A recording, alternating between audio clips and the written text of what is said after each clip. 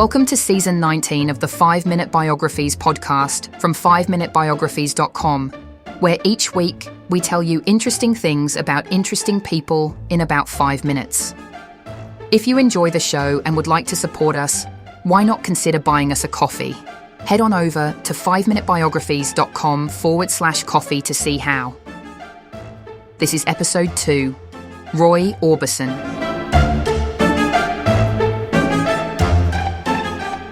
Roy Orbison was born on 23 April 1936 in Vernon, Texas, and went on to become one of the most distinctive and influential voices in rock and roll history. With his soaring vocals, emotional depth, and unforgettable stage presence, Orbison left an indelible mark on the music industry. His career spanned decades, producing timeless classics that continue to resonate with audiences around the world. From his early struggles to his meteoric rise, personal tragedies, and eventual resurgence, Orbison's life was as dramatic as the haunting ballads he was famous for. Growing up in Texas during the Great Depression, Orbison was introduced to music at an early age. His father gifted him a guitar when he was 6, and by the time he was in high school, he was already performing with a local country band called the Wink Westerners. His early influences included Hank Williams, Jimmie Rodgers, and Lefty Frizzell, but it wasn't long before the emerging sound of rock and roll captivated him. By the late 1950s, Orbison had transitioned from country to rockabilly, catching the attention of Sun Records, the same label that had launched the careers of Elvis Presley, Johnny Cash, and Jerry Lee Lewis. His first taste of success came with Ooby Dooby in 1956, but it wasn't until he signed with Monument Records in 1960 that his career truly took off. With his dark sunglasses, slicked back hair, and almost operatic vocal style, Orbison stood apart from his contemporaries. Unlike many rock and roll stars of the time who thrived on energy and rebellion, Orbison's music was deeply emotional, often telling tales of heartache and longing.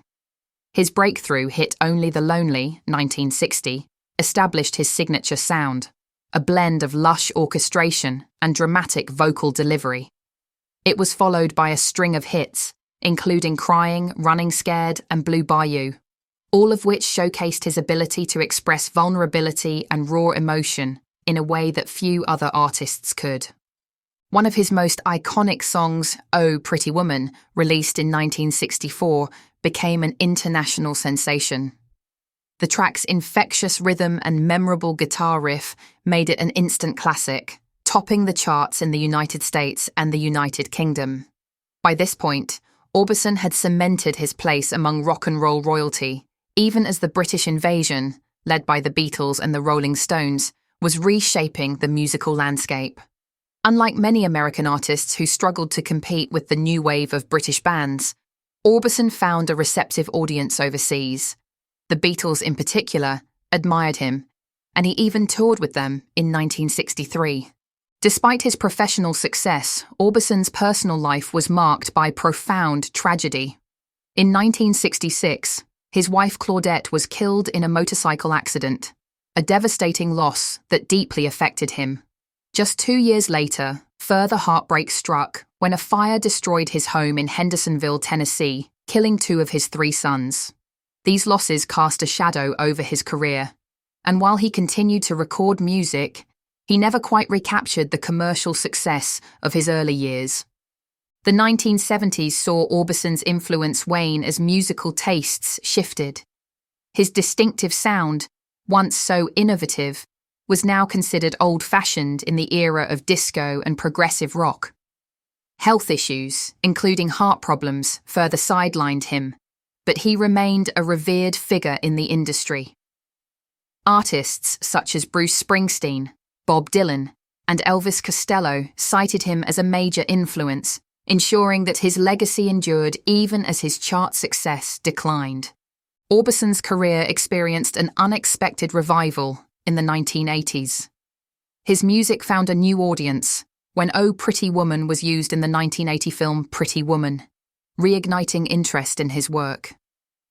In 1987, he was inducted into the Rock and Roll Hall of Fame, an honor that recognized his contributions to the genre and his lasting impact on popular music.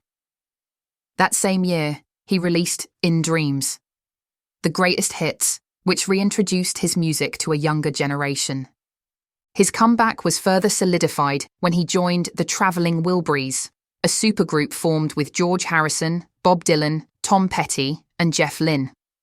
Their debut album, Traveling Wilburys Volume 1, 1988, was a critical and commercial success, allowing Orbison to enjoy a renewed presence in the music industry. His distinctive voice blended seamlessly with his legendary bandmates, proving that his talent was timeless. Tragically, just as his resurgence was reaching its peak, Orbison's life was cut short. On the 6th of December 1988, he suffered a fatal heart attack at his mother's home in Hendersonville, Tennessee. He was 52 years old. His sudden passing shocked the music world, particularly as he had been working on new material and preparing for more projects. His posthumous album, Mystery Girl, was released in 1989 and became one of the most successful records of his career. The album featured the hit You Got It, a song that encapsulated his signature blend of emotion and melody, proving that even in death, his music continued to resonate. Roy Orbison's influence extends far beyond his lifetime. His distinctive voice, often described as ethereal and haunting, remains one of the most recognizable in music history. His songs continue to be covered, sampled, and celebrated, ensuring that new generations discover his genius. His ability to convey deep emotion, coupled with his unique style, set him apart from his peers and solidified his status as a musical legend. His legacy is also reflected in the numerous accolades he received posthumously. He was awarded a Grammy Lifetime Achievement Award, and his contributions to rock and roll are still celebrated in documentaries, tributes, and remastered releases of his greatest hits. The tragedy and triumph that shaped his life are embedded in his music, making his work deeply personal and universally relatable. Roy Orbison was more than just a rock and roll star. He was a storyteller, a pioneer, and an artist who could turn sorrow into song.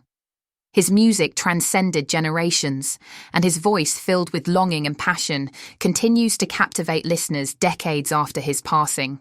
Whether through his timeless ballads or his upbeat rock anthems, Roy Orbison remains an enduring figure in the history of music, a legend whose songs will never fade.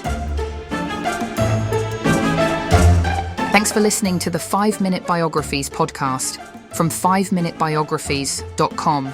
If you enjoyed the show, please leave us a review wherever you get your podcasts, or if you would like to support us more directly, why not consider buying us a coffee? Head on over to 5minutebiographies.com/coffee to see how. Also, why not check out our other 5-minute podcasts, which you can find at 5minuteproductions.com. Thanks for listening, and I'll see you next time.